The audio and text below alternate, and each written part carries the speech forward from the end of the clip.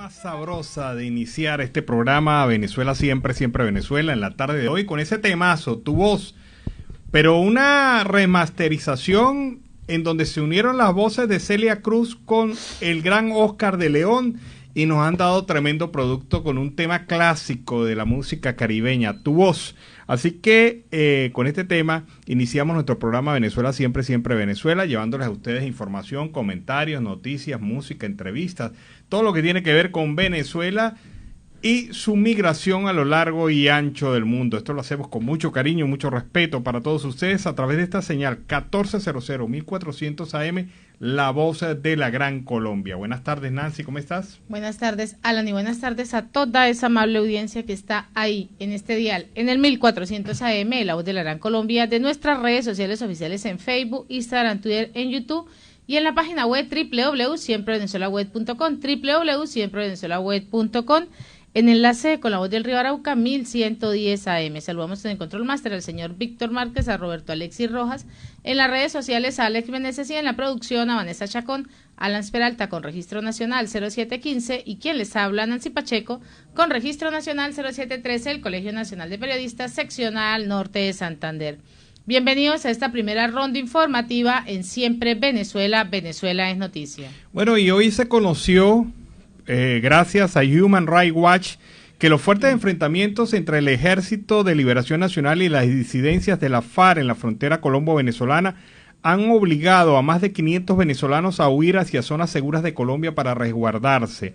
Según Juan Papier, investigador de Human Rights Watch, que está en la zona, los afectados son indígenas, Sicuani y Amorúa, quienes han sido amenazados por los irregulares. También afirmó que los grupos armados han intentado reclutar a sus hijos menores de edad a las filas de estos grupos guerrilleros. Hasta ahora no han recibido asistencia humanitaria alguna, comentó en las redes sociales el señor Juan Papier, investigador de Human Rights Watch, quien afirma 500 venezolanos han tenido que huir de la zona de frontera colombo-venezolana en el Arauca binacional. A comienzos de enero, las organizaciones terroristas desataron una serie de enfrentamientos armados por el control de la zona. El ejército colombiano ha enviado tropas a Arauca para garantizar la seguridad, mientras que la Fuerza Armada Nacional Bolivariana reforzó también su presencia en la frontera. Sin embargo, la incertidumbre sigue reinando en el lugar, afirma Juan Papier. Y Padrino López habla acerca de la OTAN que se proyecta como Colombia, con Colombia como peón, pues el ministro de Defensa, Vladimir Padrino López, ha considerado que la OTAN se proyecta a Latinoamérica con Colombia como peón y pretende adueñarse del mundo extendiéndose a más países y sobre todo al este de Europa. La OTAN pretende adueñarse del mundo extendiéndose más al este de Europa, al mismo tiempo que la organización transatlántica se proyecta a Latinoamérica con Colombia y lo hace como peón y la presencia cada vez más resuelta en medios militares y navales en nuestra área de influencia. Y también se realiza una pregunta, y entonces, ese es el interrogante que se está realizando en este momento. Padrino López también dijo que según esto pues ha sido recogido por el equipo de prensa de la Fuerza Armada. Al respecto, afirmó que hay imágenes donde se expresa claramente que Brasil y Colombia se colocan a disposición del imperio norteamericano. Padrino López también rechazó las diferentes acciones de aquellos países que se prestan como un instrumento ciego de la hegemonía imperial para ostentar el poder sobre las diferentes naciones y así pues atentar contra la soberanía de los pueblos. Pero lo increíble de este caso es que Padrino López no ha pronunciado una sola palabra relacionada al tema de los enfrentamientos en el Apure y Arauca binacional desde que empezó esto el 1 de enero. O sea, tiempo suficiente para que el ministro hubiese recibido la información, para que lo hubiese analizado, evaluado, discutido y haber promovido, aunque sea una declaración formal sobre el tema. Quizás diplomática, porque ellos no se quieren meter con la guerrilla. Para ellos la guerrilla es un tema de mírame y no me tocáis. Eso es intocable. Claro, entonces bueno, ellos no han querido tocar ese tema, pero por lo menos hubiesen dicho algo, hubiesen actuado de otra manera. Y esto pues es señalado por el embajador del gobierno legítimo de Venezuela en los Estados Unidos, Carlos Vecchio, quien envió un contundente mensaje al ministro de la Defensa del régimen, Nicolás Maduro, Vladimir Padrino López, tras asegurar que la OTAN pretende adueñarse del mundo extendiéndose más al este de Europa. Por lo tanto, Becho precisó Vladimir Padrino López, no repitas el guión de Rusia, quien invade a Europa es Rusia. Igualmente le exigió enfrentar a los grupos terroristas como lo son el ELN y la FARC, quienes se extienden por todo nuestro territorio bajo la protección de tu dictadura. Nuestras fronteras están infectadas por grupos terroristas. Después te preocupas por la OTAN, pero primero preocúpate por el ELN y la FARC que están en el territorio venezolano, le dice el señor Vecchio. Y es verdad, un ministro de la Defensa que no habla de temas que le competen, sino que se mete en el problema de Rusia y Estados Unidos, señalando que Estados Unidos es el imperio, pero ya va, perdóname, es que tú estás bajo el régimen del imperio ruso, o estás actuando a favor del imperio ruso, del imperialismo ruso, que sin importarle la opinión de los venezolanos, dijo, vamos a instalar misiles en Venezuela y en Cuba. Allá, ustedes que dejen entregar la soberanía de esta manera, que ofrecen la soberanía de esta manera y que no, mire, te quedaste callado frente al tema, pero este tema que de verdad te compete, la presencia de los grupos irregulares en territorio venezolano, no has dicho ni ñe desde el 1 de enero. Y en otro orden noticioso, el Partido Comunista de Venezuela pidió que se investigue el asesinato de José Urbina, periodista y militante de la organización, y lo ha denunciado el silencio del Ministerio Público al respecto. El militante del PCB, José Urbina, quien fue asesinado el pasado 10 de enero en su hogar ubicado en Puerto Páez, en el estado Apure, pues el Estado venezolano ha mantenido total silencio sobre este crimen. Exigimos al Ministerio Público y al fiscal general Tarek William Saad justicia para José Urbina. Esto es lo que han escrito el Partido Comunista en la cuenta en Twitter, y a través de ese comunicado detallaron que el militante fue asesinado a tiros en horas de la noche el pasado lunes, y esto se hizo por personas desconocidas. Igual ante esto están pidiendo que se realice esta investigación, porque así como otros casos y como estos casos que hemos venido mencionando, también está ahí en el silencio, está guardadito en la carpeta, no sabemos en cuáles carpetas, debajo de qué escritorio esté, pero ahí están guardados. Bueno, es que ni el fiscal de facto, ni el defensor del puesto se han pronunciado sobre este tema, sobre el tema de la violencia armada en territorio venezolano en el estado Apure. No han dicho nada al respecto. El fiscal no ha dicho nada de la masacre de Ripial y ya cumplimos un año de ella. No ha dicho nada del asesinato de esta persona, de este comunicador social, José Urbina, en la zona del estado Apure. Y el defensor del puesto no ha pronunciado ni una sola palabra sobre el desplazamiento forzoso de 500 venezolanos a territorio colombiano por estos enfrentamientos. Entonces dice uno, ¿en manos de quién está la justicia, el equilibrio y la defensa de derechos humanos en Venezuela? ¿En manos de quién está? Solamente digno papel que cumplen las organizaciones de defensa de derechos humanos a pesar de la persecución del propio Estado, que no cumple con su función. Y otro papelón que hacen el defensor del puesto y el fiscal Tarek William Saab. Pero aparezca golpeado un artista, aparezca maltratado un perro, aparezca golpeado un ciudadano, que eso está bien defenderlo y atenderlo, pero eso lo puede hacer cualquier fiscal competente con el caso. Pero el fiscal general de la nación, así sea de facto, pues debe actuar en consecuencia del cargo que él debe representar. Y en otro orden, Sergio Garrido juramentó a su tren ejecutivo en la gobernación del estado Barinas.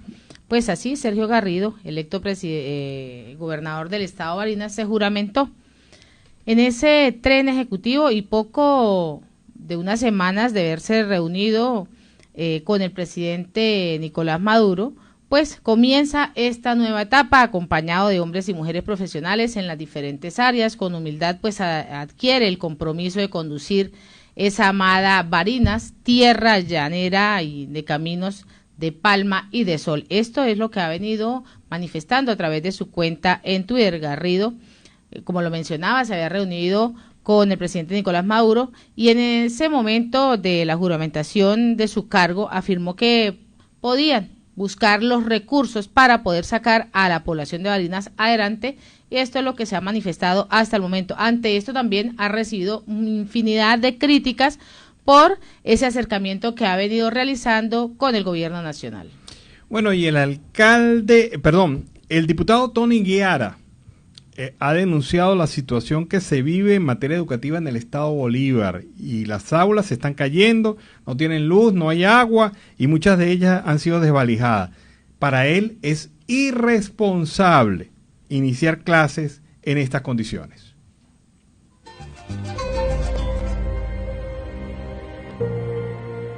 Es una irresponsabilidad del régimen hacer un llamado a clase en este momento, cuando todos en Venezuela, sobre todo en el estado Bolívar donde yo habito, sabemos que las aulas no están acondicionadas para que los niños regresen a clase.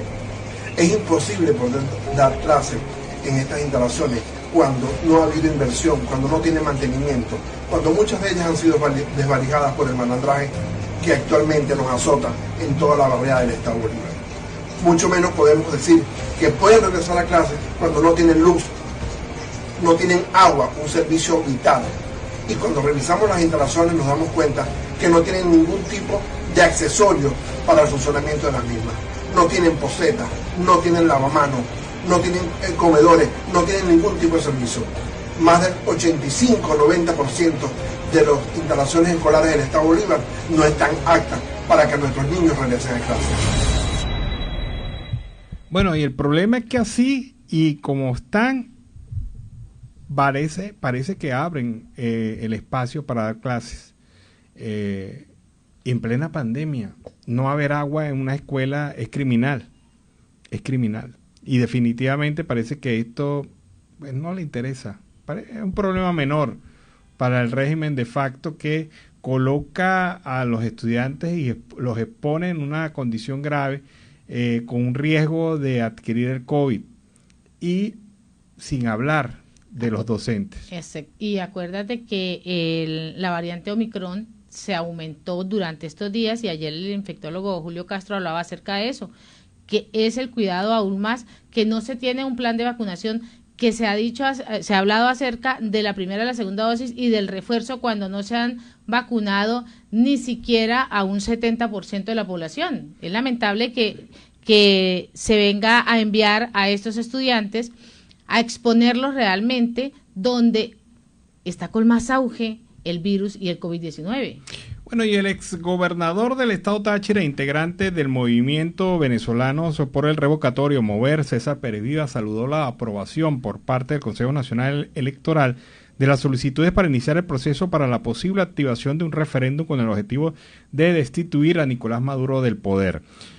Comienza un proceso que nosotros aspiramos, dice Pérez Vivas, esté ajustado a la Constitución, se nos den todas las garantías que establece la Carta Fundamental de la República y que se inserte en el espíritu de ese documento firmado en México por el gobierno y la oposición, donde se compromete el gobierno a garantizar la seguridad y la transparencia de los procesos electorales previstos en la Constitución de Venezuela, y uno de ellos es el revocatorio.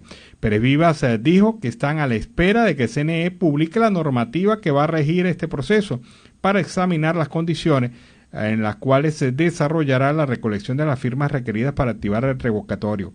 Estamos a la espera de las normas para examinar las mismas sobre las cuales vamos a transitar. De entrada, dice Pérez Vivas, la primera información que recibo es que han dejado sin efecto las normas del 2007, o por lo menos parte de ellas, ya que no va a ser necesario en esta oportunidad pasar por una cábala como la que se estableció en el 2007, como la de validar o empoderar a la organización que tramita el referéndum. Han dicho ayer los rectores del CNE que vamos a ir directo a recaudar las manifestaciones de voluntad del 20% de los ciudadanos que exige la Constitución, agregó Pérez Vivas. Uganda indultó a una venezolana detenida por tráfico de drogas. Una mujer venezolana de 27 años de edad fue liberada de una cárcel de Uganda donde cumplía condena por tráfico de drogas gracias a un indulto concedido por el presidente del país. Del indulto realizado el pasado 3 de enero también se beneficiaron otros 78 presos, hombres y mujeres, todos de ellos nacionalidad ugandesa, incluidos 15 cárceles del país. Las autoridades de Uganda detuvieron a Doralis Rodríguez Fagundes en junio del 2018 en el aeropuerto internacional, el principal aeropuerto del país africano, después de recibir una alerta de que la joven viajaba con un cargamento de droga. La policía pues descubrió que Rodríguez había ingerido más de 114 píldoras de plástico que contenían en torno a 1,5 kilogramos de cocaína. Y así esta joven venezolana pues fue indultada al día de hoy. Fíjate que la ruta del narcotráfico que se está haciendo actualmente con migrantes venezolanos parte desde Colombia o desde Centroamérica, llega a Brasil, de Brasil conecta con África y de África con Europa. Esa es la ruta que se está utilizando en este momento.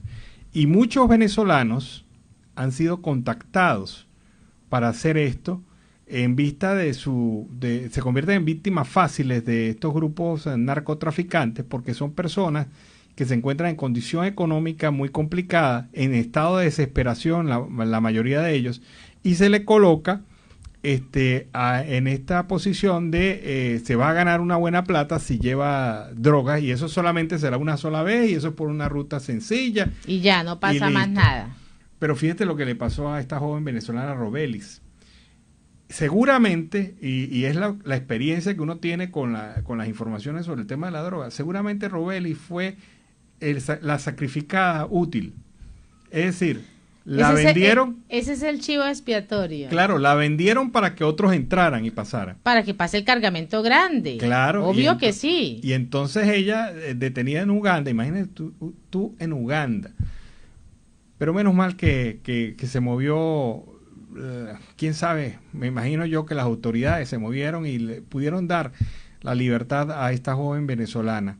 Pero la ruta del narcotráfico está utilizando de manera creciente a venezolanos para hacer esta ruta desde Brasil hacia África y de África a Europa. Esa es la ruta. Y en Siempre Venezuela, Venezuela Siempre, vamos a la pausa comercial y musical. Ya regresamos. Bueno, ¿y qué les parece este homenaje del Chino Miranda a Felipe Pirela, Frenesí? Un tema que de verdad fue muy importante, muy destacado en la década de los 60 en Venezuela y Latinoamérica. Este tema, Frenesí, homenaje de el Chino Miranda a Felipe Pirela. Y seguimos con más información. Y el ministro de Comunicaciones, Freddy Ñáñez, reportó en la noche el registro de 1.618 nuevos contagios de COVID-19, 1.609 por transmisión comunitaria y 9 importados. Y en ese balance diario que vienen ofreciendo a través de Twitter, los casos comunitarios están ubicados en los siguientes estados: Caracas con 506, Miranda con 469, Mérida con 152, La Guaira 130, Yaracuy con 129, entre otros estados. Caracas pues presenta al día de hoy el mayor número de contagios en sus 22 parroquias: Sucre con 90, El Recreo con 81, El Valle 66, Altagracia 44, 23 de enero con 22, entre otros, de los cuales pues se está moviendo el tema del COVID-19. Y aún así, con estas cifras tan elevadas, unas cifras que se están reportando muy elevadas, el gobierno pretende que los estudiantes regresen a las aulas de clase. Bueno, y un nuevo apagón afecta a Venezuela desde aproximadamente las 11 de la mañana, hora de Colombia, 12 del mediodía, hora de Venezuela. Este nuevo apagón es en varios estados de Venezuela. Se ha reportado apagón en el estado Zulia y en varias parroquias de Maracaibo.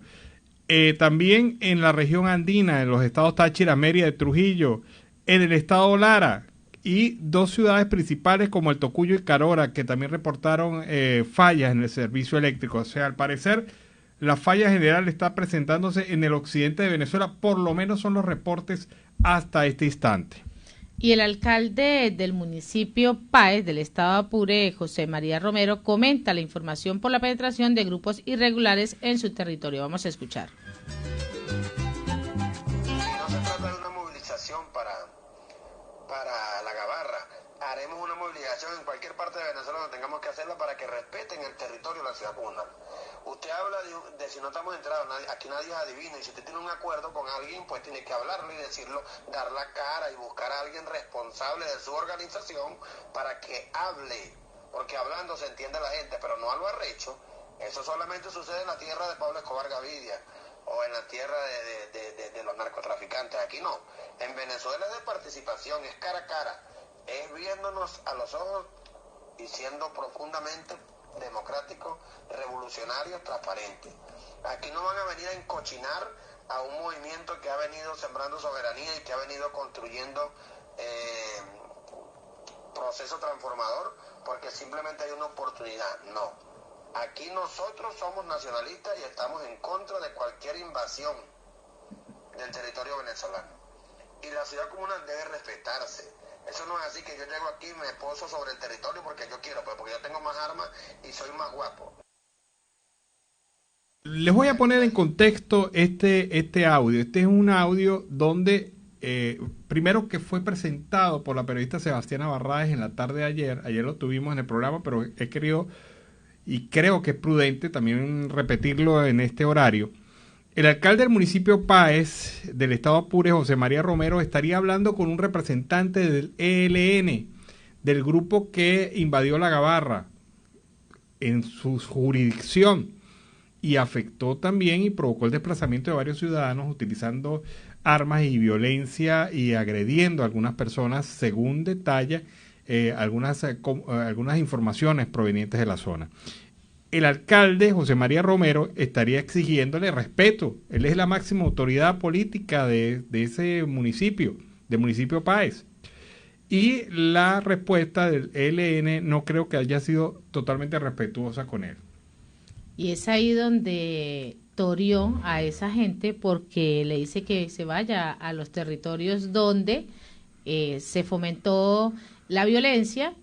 Y no creo que el alcalde José María Romero quiera escuchar real la historia que ha pasado en Colombia cuando los alcaldes, los gobernadores y los dignatarios de los diferentes municipios o departamentos se han ido en contra de estos señores que están al margen de la ley, pues los resultados no son muy buenos. Bueno, hay que recordar que José María Romero, el alcalde del municipio Páez, habría dicho en varias oportunidades durante el año pasado que en su territorio no había guerrilla, cuando era obvio que sí la había.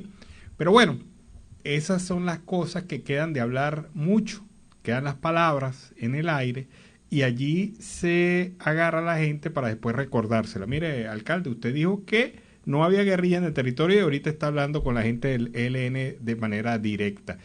Repito, este es un trabajo preparado y presentado por la periodista Sebastiana Barraez. Y en Siempre Venezuela, Venezuela Siempre, vamos con el primer reporte de nuestro corresponsal Oliver Luyano, el amigo de todos.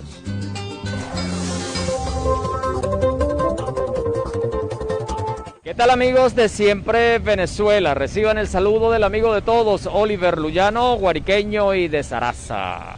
Mis amigos, seguimos en este recorrido.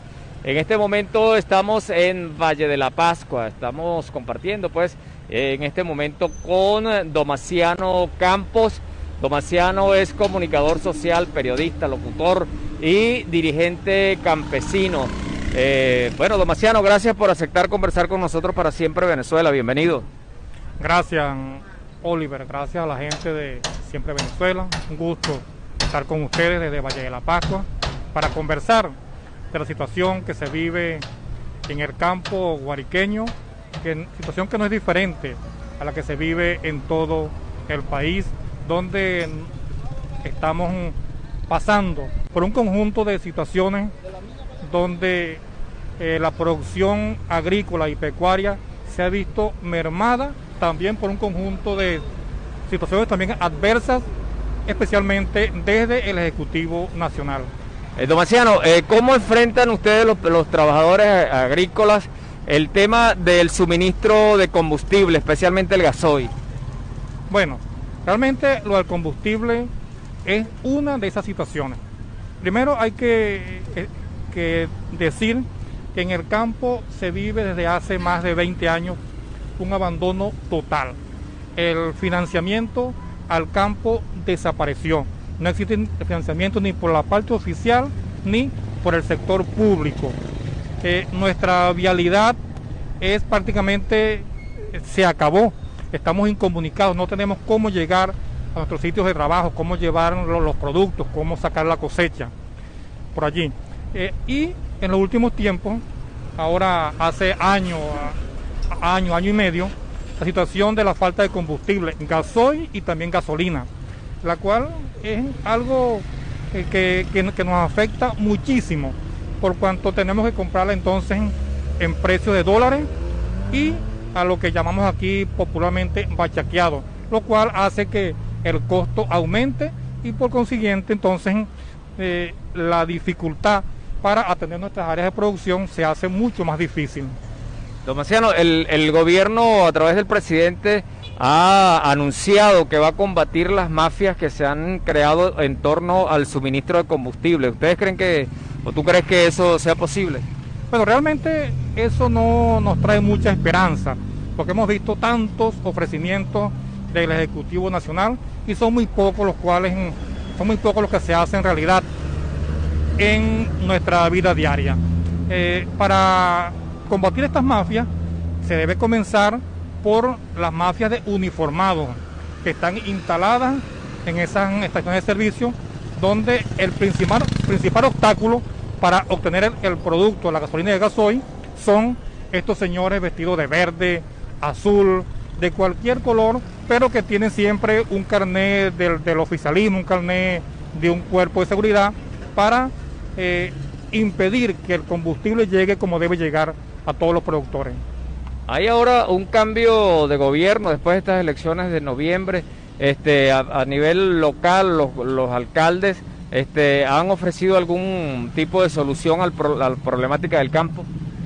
Bueno, cambio de gobierno entre comillas, por cuanto son 22 años, donde hemos oído hablar de un solo gobierno. Ellos se engloban en un solo gobierno para hablar de gobierno nacional, regional y municipal. Entonces, si son un solo gobierno, allí está la atención que deben ofrecer, pues, no que ha sido nula, es ninguna. Nosotros creemos que la solución viene desde lo macro, desde arriba, el gobierno central, y bajar los recursos, todo el apoyo y la coordinación con los entes regionales. A veces estos gobernantes locales que llegan a esos cargos solamente son funcionarios para ejercer un mandato ideológico desde arriba que al fin y al cabo no beneficia para nada a la gente que siembra, a la gente que produce, a la gente que produce la leche, el maíz, la carne en el campo, el queso. Ojalá que esto que ocurrió recientemente, el 21 de noviembre, se convierta realmente en solución para la gente, pero no hay mayor esperanza al respecto. ¿Y cómo está el tema de la salud, tanto en el centro de Valle de la Pascua como en los caseríos rurales? Realmente la salud es otro de los casos que afecta directamente muchísimo a la gente, tanto lo rural como lo urbano. Nuestros ambulatorios en los caseríos, nuestros dispensarios están cerrados por falta de medicina. Nuestras enfermeras ya no pueden salir al pueblo a buscar un medicamento. Nuestro hospital acá en Valle de la Pascua, el de Calabozo, San Juan de los Morros, Zaraza, Tucupido, están prácticamente colapsados. En un momento los CDI se convirtieron en un alivio por cuanto el gobierno desviaba los recursos de los hospitales a los CDI, pero ya eso también feneció y los CDI también están actualmente en crisis. De tal manera que hacemos un llamado urgente a los gobernantes de turno para que atiendan esta situación de salud, lo cual en estos tiempos de pandemia se ve empeorado. Nuestros hospitales no cuentan con una ambulancia, nuestros hospitales no cuentan ni siquiera con alcohol para atacar esta situación. Y acá se vive en la región una crisis con agua que hace mucho más riesgoso el aumento de la enfermedad acá en la región. ¿Tienes casos conocidos de personas que han sido afectadas por el virus? Muchísimos casos. La lista, si en este momento diera nombres, bueno, realmente, sobre todo la gente de salud se ha visto afectada por el virus, el virus y sus variantes. son muchísimas las personas acá. Uno ve las cifras oficiales que se ofrecen desde el Ejecutivo y en nada se parecen a las que a diario vemos acá en la zona. Don Maciano, tú, periodista, locutor, coméntame cómo tuvimos la oportunidad de trabajar en varios medios por muchos años. Coméntame cómo está el tema de la prensa escrita. Hace ratico tuve la oportunidad de comprar, creo que es una de las pocas prensas que hay acá en Venezuela impresa. ¿Cómo está ese tema acá, el ejercicio de la profesión como tal? Pues la profesión, el ejercicio es muy difícil. Hablabas de la prensa escrita, casi desaparecida. Creo que queda por allí en el estado, queda un periódico semanario que es más prácticamente un suplemento del oficialismo, por cuanto a lo que publica información de los gobernantes de turno, ¿no? Y bueno, los demás periódicos lamentablemente desaparecieron, motivados a la falta de papel, los altos costos, todo un conglomerado de dificultades. Y en cuanto a los otros medios radiales, digitales, bueno, funcionando a media. Realmente ha existido la censura por parte del oficialismo y también la autocensura. Muchos medios se cuidan de hacer publicaciones delicadas, por cuanto esto pudiera perjudicarlos a la hora con sus equipos, con sus instalaciones. Entonces, muy difícil para los comunicadores ejercer el derecho pleno a la información veraz y oportuna. Bueno, don Maciano, un mensaje final ya para toda nuestra audiencia, agradeciéndote por compartir con nosotros estos minutos. Agradecido a ti, Oliver Luyano, guariqueño de Zaraza, agradecido a la gente de Siempre Venezuela. Y bueno, el llamado a todos los que están allí, escuchándonos, mirándonos, atentos a la información, a que sigamos adelante. La lucha continúa.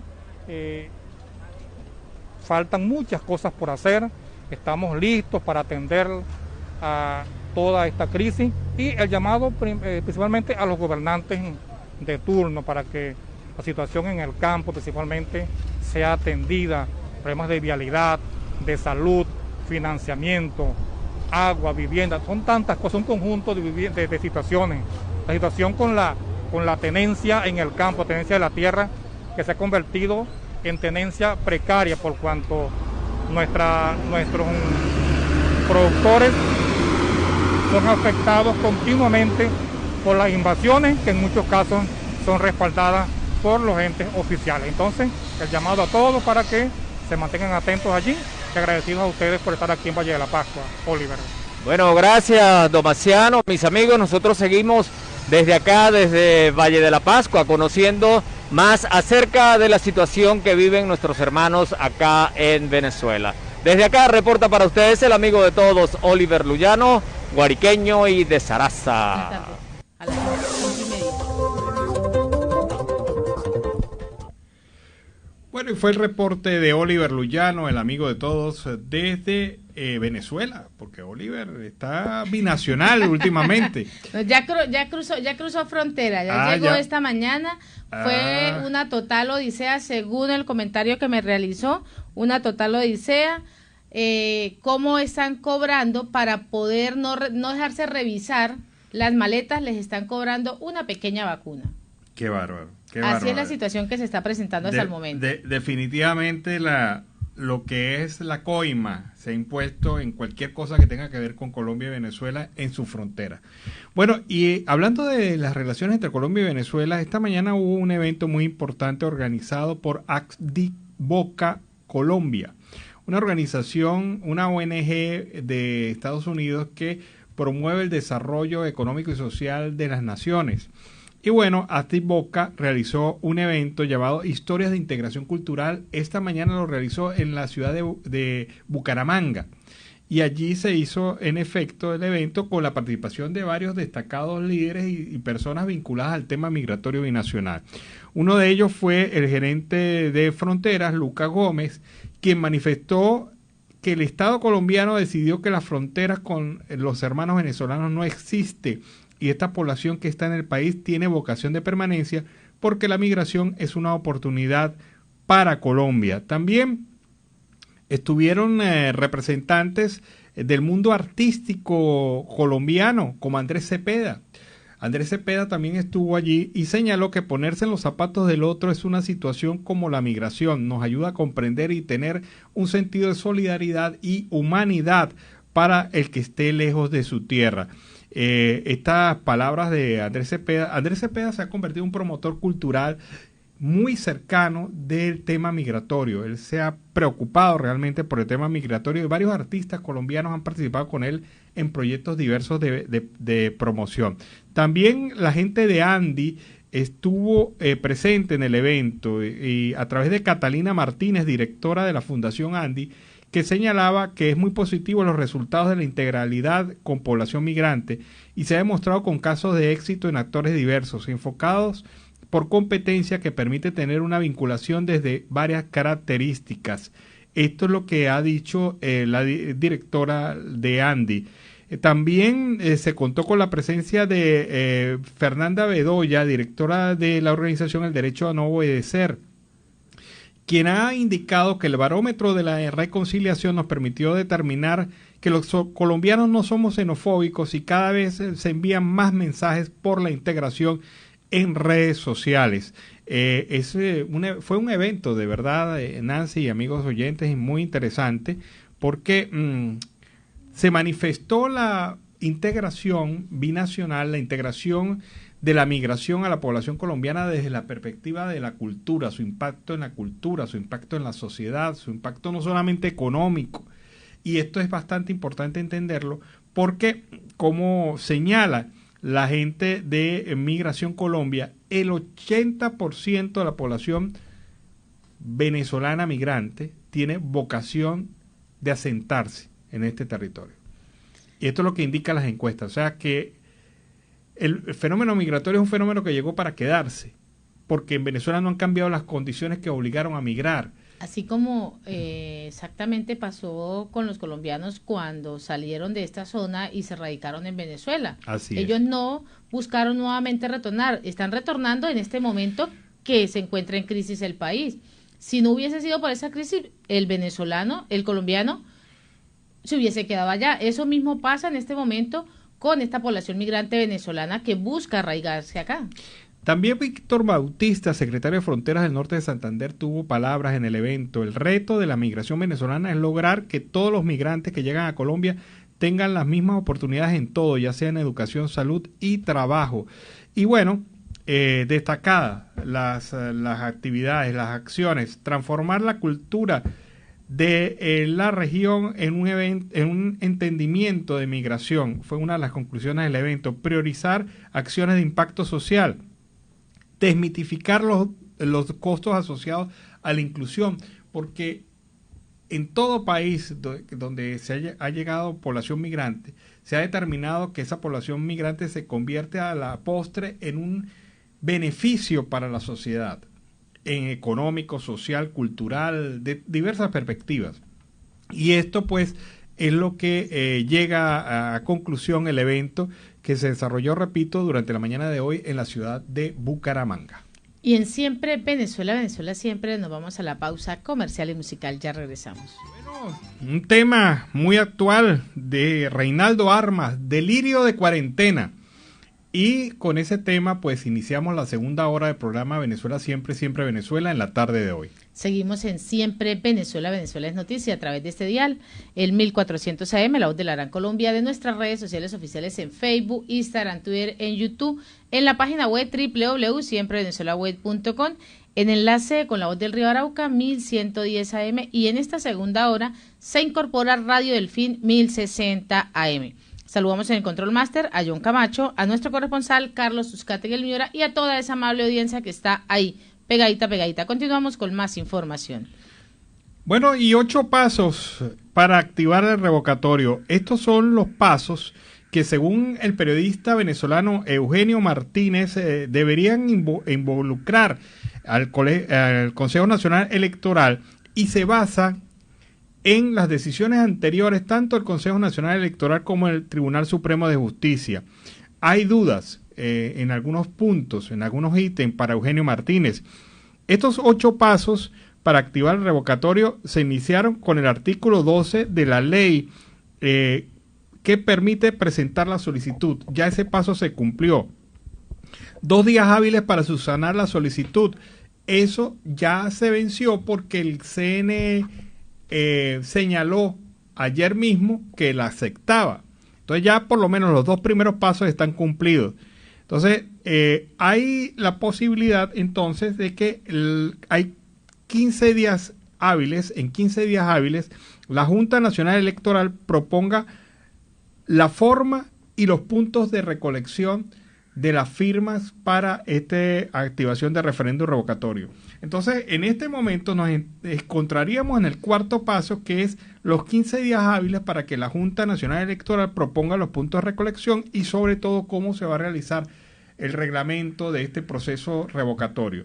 Y eso es lo que aspiran las organizaciones, que se determine con suficiente claridad y suficiente antelación cuáles son los pasos, cómo, qué formato se va a presentar, de qué manera se van a recoger las firmas para seguir con los demás pasos del procedimiento de este referéndum revocatorio que propone algunos factores de la sociedad civil. Eugenio Martínez hace un resumen de todo esto y parece importante entender que este resumen se basa, explico yo, en decisiones del Tribunal Supremo de Justicia y en decisiones del propio Consejo Nacional Electoral en procesos revocatorios anteriores.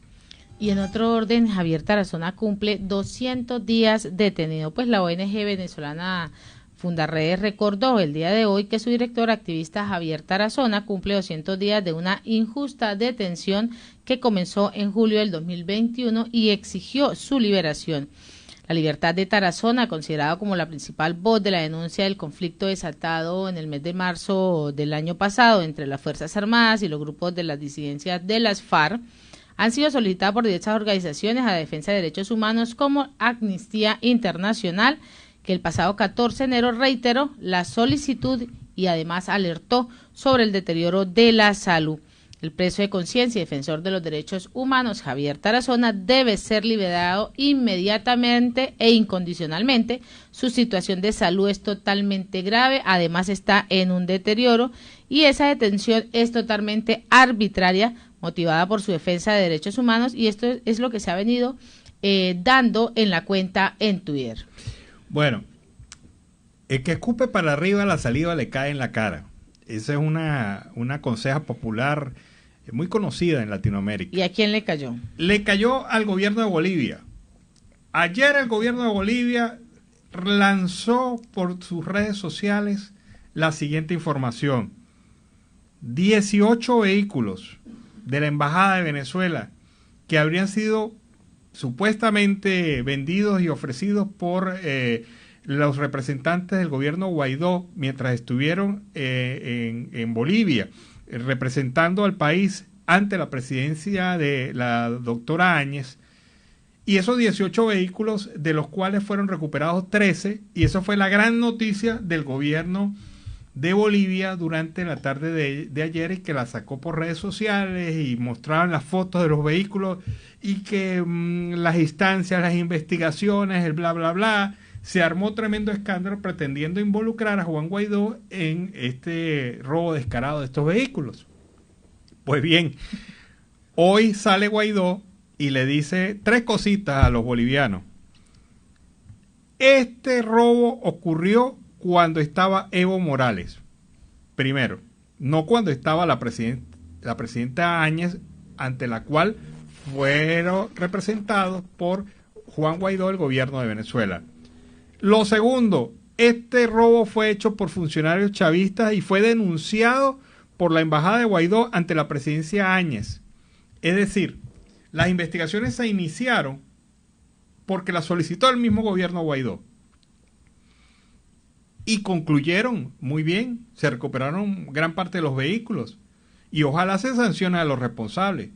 Pero el gobierno de Bolivia le ha caído el agua encima, un baño de agua fría tremendo, porque se dieron cuenta de su garrafal error de haber hecho esta promoción sin haber investigado lo suficiente. La emocionalidad les gana en querer mostrar hechos que no tienen, que han tenido una contundencia, pero que no tienen una veracidad de momento. Claro, querer quedar bien ante Maduro, darle herramientas al discurso de Maduro, y resulta que, mire señores, tremendo pelón, ni fueron robados durante la administración Guaidó, y más bien fueron robados durante la administración de chavismo, y fueron robados en el gobierno de Evo. Y resulta que aparecieron ahora, gracias a la investigación, obviamente, del actual gobierno de Bolivia, que es también pro Evo Morales. Quizás los dominó esa emoción de hacerle el daño a la imagen de Juan Guaidó, y resulta que la saliva le ha caído completamente en la cara. Y vamos a escuchar el homenaje a la activista de derechos humanos Tamara Sujú, realizada por la caricaturista Raima. Como venezolana, quiero agradecer a la abogada Tamara Sujú por su dedicación y excelencia en la presentación de casos de violación de derechos humanos que ocurren en Venezuela bajo el régimen de la tiranía narcocriminal. Tamara está haciendo una labor de altura por todos los venezolanos al preparar el camino del enjuiciamiento de estos criminales en La Haya. Considero importante brindarle nuestro apoyo y acompañarla en esta cortina de humo que está haciendo la dictadura. Tamara ha logrado incomodarlos y por eso viene este ensañamiento orquestado por el vástago de Maduro. Venezolanos dignos y comprometidos con la libertad del país existen en muchas partes del mundo. Así como Tamara Sujú se levanta día a día trabajando por lograr que se haga justicia en Venezuela, expreso mi apoyo incondicional para esta causa y estoy segura que llegará el día en que libres por todos. Gracias, Tamara. Bueno, muy bien, Raima. Interpretas el sentimiento de muchos venezolanos que apoyan a Tamara Sujú porque ha sido la que ha lanzado a través de diversas áreas y diversos actuares en su vida la defensa de derechos humanos en Venezuela, y sobre todo ha denunciado la violación de estos derechos por parte del régimen de facto. Y en Siempre Venezuela siempre vamos con el reporte de nuestro corresponsal Carlos Uzcategui, El Miura.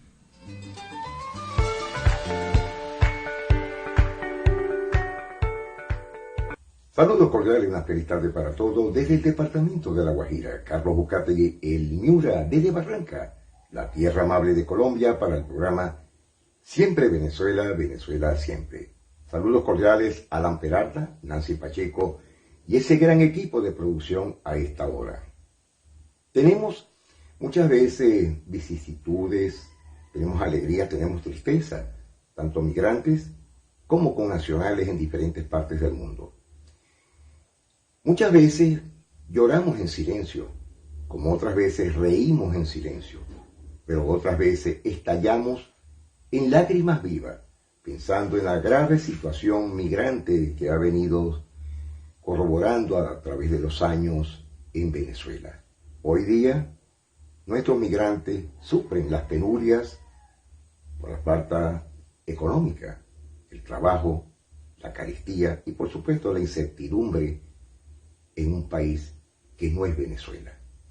Nosotros observamos a diario, tanto en la franja del sur de Colombia, que es La Guajira, llevando hacia el Magdalena, el Cesar, a muchos caminantes venezolanos.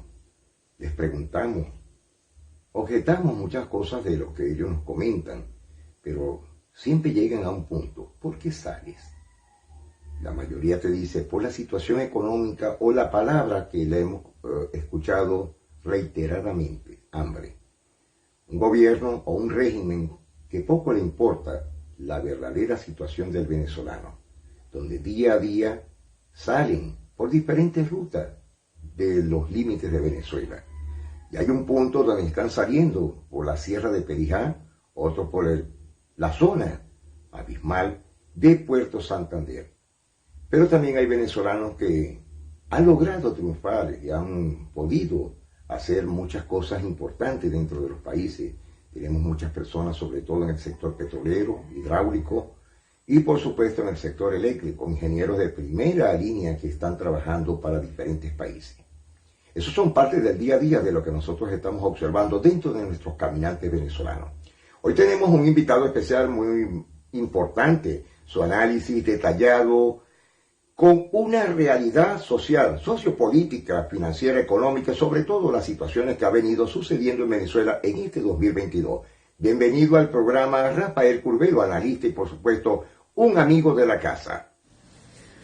La situación política del país de cara al año 2022 luce algo compleja, pero a la vez muy interesante. Compleja en el sentido de que estamos en un proceso de renovación del liderazgo político que es necesario. Desde hace 22 años prácticamente hemos tenido los mismos líderes al frente de las diferentes organizaciones políticas y sobre todo, y valga la redundancia, de la propia política venezolana, comparativamente con otros países de la región como Colombia, Ecuador o Perú. Uno ve la renovación constante del liderazgo político. En este caso en Venezuela ha estado estancada, originando una serie de inconvenientes de la renovación. Yo creo que en estos momentos hay una oportunidad de oro para la renovación que puede contribuir, más aún cuando se pueden lograr efectos movilizadores como el caso del revocatorio o movilizaciones a nivel social, sobre todo con la situación de la calidad de vida de los venezolanos que cada día es peor. Y aquí quiero hablar del tema de la migración. La migración es un tema muy álgido, muy delicado, el cual tiene que abordarse desde una visión sistémica, pero además entendiendo que los estados y sobre todo el continente suramericano deben tener una política conjunta. Es impensable y lamentable ver cómo a lo largo de los años la migración ha ido en aumento, el migrante vive una vida muy deteriorada y no hay una posibilidad real de que se les atienda efectivamente. Yo creo que es necesario que se le dé una política adecuada de cara al futuro y entendiendo que esta política pasa por trabajar un reconocimiento a la situación compleja que vive Venezuela, donde a nivel internacional tú reconoces un presidente, pero internamente otro maneja el poder, y eso es algo que tiene que quedarse a trabajar, y esto está muy relacionado con la situación política, porque adicionalmente, y ya para ir cerrando esta parte, tiene que definirse cómo se va a abordar la dualidad del mandato, sobre todo en el plano internacional, donde todavía se está deshojando la margarita, si con quién te relacionas, si es con Maduro o con Guaidó. Las elecciones de Barinas dieron una gran oportunidad a la oposición venezolana, una oposición que está demasiado fragmentada, pero vio la posibilidad de aglutinarse en conjunto, sobre todo fuerzas que de repente el 21 de noviembre no estaban en conjunto. Vimos como factores de la Alianza Democrática, en este caso el Partido Avanzada Progresista, se fue a apoyar a Sergio Garrido, partidos como Alianza del Lápiz, centrados en la gente, que pertenecen a una coalición denominada independiente, se fueron a apoyar también a Garrido, y se le vio lamentablemente el rostro horrible que tiene la Alianza Democrática, que terminó siendo más un figurín que está bajo los intereses oficiales y no bajo los intereses de las grandes mayorías. Esto es un tema que tiene que llamar mucho la reflexión, sobre todo para la renovación política, como lo dije anteriormente. Necesitamos renovar la política. Barinas es un punto focal, porque además no sale un líder, no es electo un líder de renombre nacional, tal es el caso de Freddy Superlano o Julio Reyes, sino sale alguien como Sergio Garrido, un líder regional fundamental, un líder que es de la base y que puede darle otro matiz a la política, sobre todo a la política regional barinés, la cual está harta de lo que ha sido la dinastía de los Chávez. Y por otro lado, el tema del revocatorio, más allá de estar o no de acuerdo con el mecanismo, yo creo que es un derecho constitucional, y quienes deseen, o en este caso me voy a incluir yo, deseamos activarlo, tenemos la legitimidad de hacerlo sin ser acusados ni de colaboracionistas ni de hacer el juego a Maduro. Es un derecho el cual nos consagra la Constitución y debe dársele el mecanismo adecuado. En estos momentos que estoy haciendo este video, ya el CNE inició el proceso para la activación del mecanismo. Todavía no está claro cómo va a ser este proceso, pero da una oportunidad de oro a que podamos movilizar y agitar a la gente. Ahora bien, de que se va a lograr el objetivo, eso es lo que no estoy del todo seguro. Yo creo que va a haber muchas trabas, eso es un tema del cual tenemos que estar conscientes, porque si no logramos activar el mecanismo, trabajemos de cara al 2024, que no está divorciado de lo que se vaya a hacer en el 2022, porque además es necesario de cara al futuro, sobre todo de renovar a la política y de tener un candidato fuerte que se enfrente al chavismo madurismo, que puede ser en el 2022 como en el 2024. Bueno, gracias Rafael Curvelo por tu análisis, muy detallado, muy importante y sobre todo muy real, transparente y conciso. Bueno, Alan Nancy, hoy nos vamos a despedir del programa con un septeto polifónico de unas jóvenes damas con un tema muy hermoso para Venezuela. Señores, nos despedimos, será hasta mañana. Carlos Buscategui, el Miura, para el programa Siempre Venezuela, Venezuela Siempre. Mil bendiciones para todos. Recógete muchacho, por allá la diabla otra vez. Y llévate sus cachos a quien, al hijo de Ruperto también. Que el chiste lo llaman manija, que otro nombre le dan. Que lo han visto en Carora también, que lo han visto en San Juan. Coge la cruz de palmares y vacilar, ponte a rezar, cantarla bien. Y eso también aguantita. Y no te pongas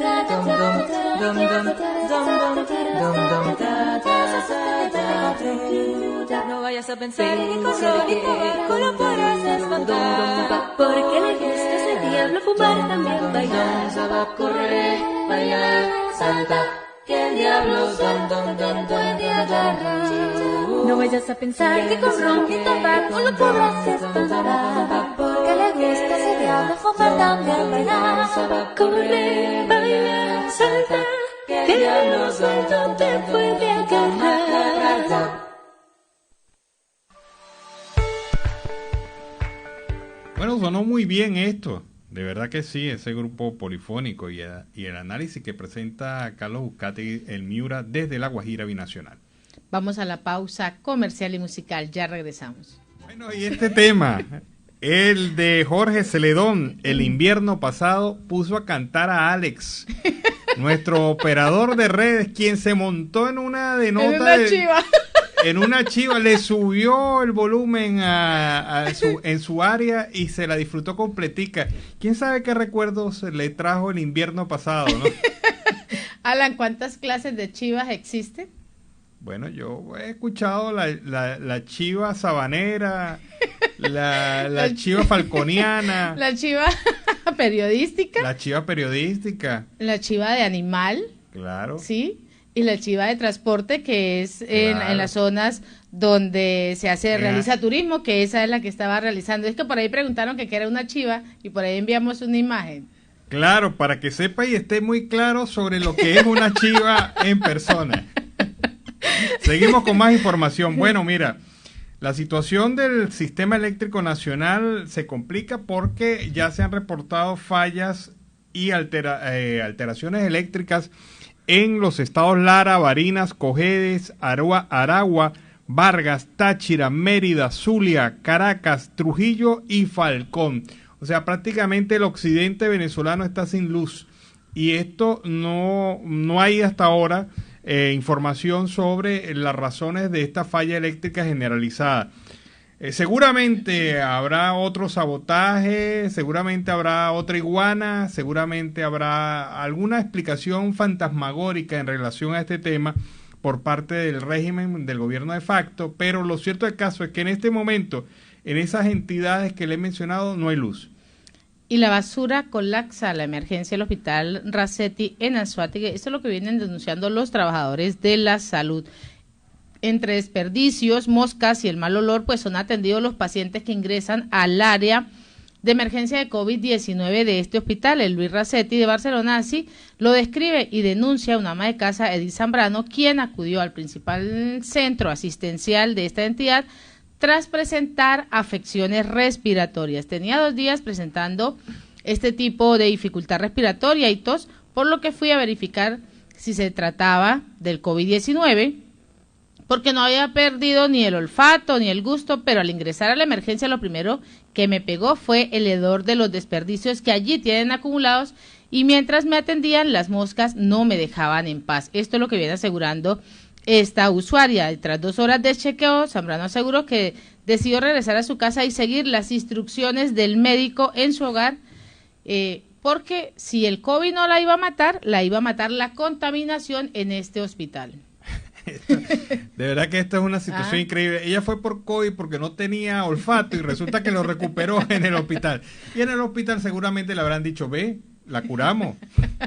Esas son unas estrategias del gobierno, el no realizar la asepsia en los hospitales, porque estos centros de salud, estos centros médicos, pues son para eso, para la atención y tener una asepsia. Pero con esta deficiencia del servicio de salud, lamentablemente, esa es la condición que se está presentando. Bueno, y Tarek El Aissami confirmó el desmantelamiento de una mafia dedicada al contrabando de combustible en el estado Táchira, donde trabajadores de la Empresa Nacional de Transporte se dedicaban a desviar gasolina para venderla en Colombia con complicidad de autoridades del vecino país, dijo Tarek El Aissami en su profunda investigación. En la operación coordinada por el Ministerio Público y PDVSA fueron detenidos 3 personas, entre ellas un hombre que laboraba para la compañía. Gerson Contreras Acuña, conductor de cisternas que transportan gasolina, desviaba este combustible a zonas ubicadas en las localidades fronterizas con Colombia para luego, con complicidad de autoridades del gobierno de Colombia, pasar el combustible robado hacia ese país. Comentó en su cuenta de Twitter el ministro de Petróleo del régimen de facto. Informó que en el depósito ilegal para almacenar el combustible robado se encontraron 100.000 litros de carburante en unos tanques improvisados. Creo que si investigan un poquito más van a llegar a que la complicidad es más del lado venezolano que del lado colombiano. Y una de las cosas que como trabajadores y como seres humanos valoramos mucho, pues es el trabajo y de ese trabajo recibir una remuneración que es el dinero. Y un país en donde su dinero no vale nada, una clara demostración se encuentra en Venezuela de la destrucción de la economía. Vamos a escuchar. El único país donde la plata la botan en fajo, bebé.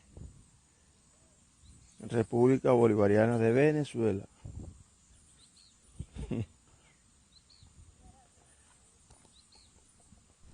Mire cómo está la plata, mire cómo está el billete, mire.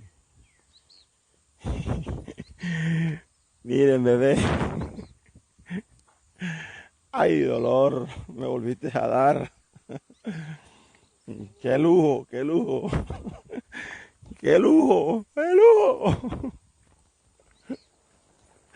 El lujo, el lujo, el lujo. Miren el lujo, miren el lujo.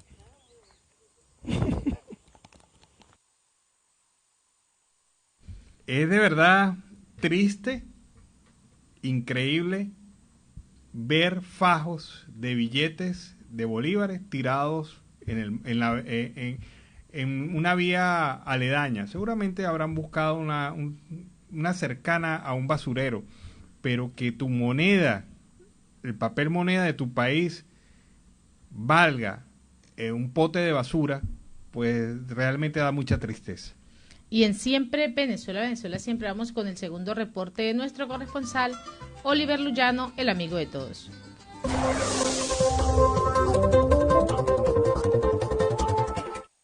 ¿Qué tal, amigos de Siempre Venezuela? Reciban el saludo del amigo de todos, Oliver Luyano, guariqueño y de Saraza. Mis amigos, en este contacto vamos a revisar las noticias más importantes que han ocurrido hasta este momento en esta zona de frontera, en Arauca. El presidente Iván Duque, tras su visita, dijo, vamos por ellos. Duque, sobre los cabecillas del Ejército de Liberación Nacional y disidencias, el mandatario desde Arauca aseguró que el ELN se ha querido burlar de Colombia y usar múltiples veces la palabra paz. El presidente Iván Duque realizó este sábado un recorrido por el departamento de Arauca en zonas del país que se ha visto, o una zona del país que se ha visto afectada por los enfrentamientos entre grupos al margen de la ley que han provocado el desplazamiento de habitantes de este departamento. El mandatario entregó dotación al Ejército y a la Armada Nacional, pero también envió un mensaje a los cabecillas de agrupaciones del ELN y las disidencias. Pidió a otros países declarar al gobierno de Nicolás Maduro como patrocinador del terrorismo. También aseveró que el gobierno de Nicolás Maduro protege y ampara a los irregulares en la zona del estado Apure y su frontera con Colombia. Disidencias se atribuyen atentado en Saravena, la quema de un bus y amenazan a transportadores de carga. En un comunicado dado a conocer a través de las redes sociales, alias Antonio Medina, de las disidencias de la FARC, se atribuye el atentado con explosivos en la noche de este 14 de enero en la vereda El Consuelo, del municipio de Saravena, el cual estaba dirigido contra una patrulla del Ejército Nacional que se movilizaba en vehículos blindados por esta zona del departamento de Arauca. Que no se reportaron novedades en el personal militar, pero que sí dejó varias viviendas afectadas. Y en otro orden de ideas, el 24 de enero inician clases presenciales en colegios públicos del departamento de Arauca. Como medida para proteger la vida y la integridad de la comunidad educativa en todo el territorio araucano, la Secretaría de Educación Departamental, a través de la resolución 095 del 14 de enero del 2022, modificó el calendario académico para el año lectivo 2022, por lo cual el inicio de clases presenciales en las instituciones educativas públicas en todo el departamento de Arauca será a partir del 24 de enero del 2022. Enserpa busca mejorar presión del servicio de agua potable en la capital araucana. La empresa municipal de servicios públicos de Arauca, Enserpa, realizará la instalación de una bomba Flight de mayor capacidad con el fin de mejorar la presión en el servicio de agua potable. Ciro López, gerente de Enserpa, aseguró que el intenso verano ha ocasionado una reducción en el caudal del río Arauca, provocando una caída en la presión. El área operativa ya trabaja en una solución porque nuestra prioridad es prestar un servicio de calidad a las familias araucanas, como hasta el momento lo hemos venido haciendo. Así lo aseveró el gerente de la empresa Enserpa, Ciro López. La Procuraduría extenderá presencia en Arauca de Comisión Especial Interdisciplinaria ante situación de orden público. Por disposición de la Procuradora General de la Nación, Margarita Cabellos Blanco, la Comisión Especial Interdisciplinaria de la entidad que se trasladó desde el pasado 3 de enero a Arauca, se extenderá en distintas fases hasta nuevo aviso para brindar una mayor protección y atención a las comunidades y verificar la gestión de las entidades del Estado ante los enfrentamientos de las últimas semanas, hechos ocurridos en el departamento de Arauca.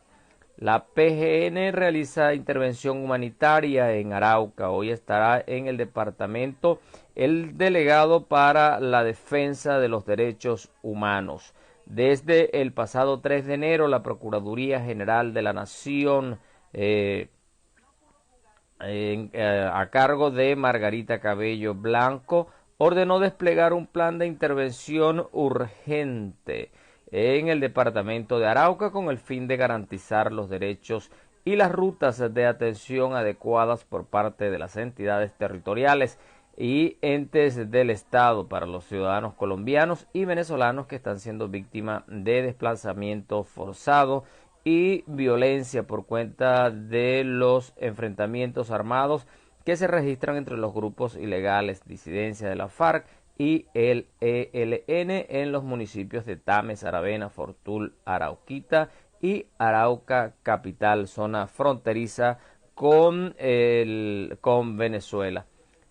Y además se conoció que se realiza ciclo de vacunación contra fiebre aftosa exclusivamente en zonas de frontera con Venezuela. Los ganaderos cuyos predios bovinos se encuentran ubicados en los departamentos de La Guajira, el Cesar, norte de Santander, Arauca y Bichada, en el municipio de Cubará, en Boyacá, deberán inmunizar a sus animales contra la fiebre aftosa en un ciclo de vacunación adicional que se llevará a cabo del 14 de febrero al 15 de marzo del 2022. Además, amigos, también conocimos que Bogotá entró en el cuarto pico por COVID-19. Se pasó de 600 casos en diciembre a 43.000 en enero. Alarmante las cifras del incremento del COVID-19 en la capital de Colombia. El secretario de Salud de Bogotá explicó que aunque se espera el punto máximo de contagios por la variante Omicron en el mes de febrero, con cerca de 140.000 casos aproximadamente, la ciudad ya está inmersa en el cuarto pico debido al alto número de contagios. Mis amigos, a cuidarse, a mantener las normas para prevenir el COVID-19. Bueno, mis amigos, y desde acá, desde Arauca, reporta para ustedes el amigo de todos, Oliver Luyano, guariqueño y de Zaraza.